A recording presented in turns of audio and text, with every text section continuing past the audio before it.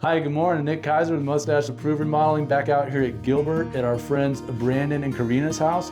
We are working on the plumbing. We got the demo done. We got this whole area framed up. We got this pony wall in.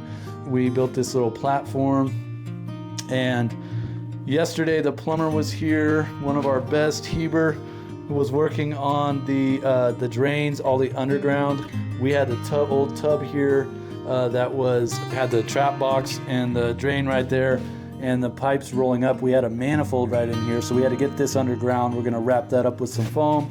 We had to center the drain. We do that if we can. This didn't end up being a post-tension slab, so we didn't have to, we were able to go ahead and jackhammer that out. So today we're going to put the one shower valve here, which is going to fire up a shower head right up here.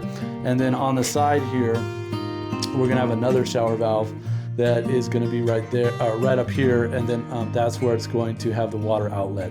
And it's kind of tricky because we have this vent pipe rolling right through here, so we have to be real strategic on where we put our blocking for the handheld, but we're gonna mark that all out on a piece of paper so that we're not gonna drill into that wet vent right there.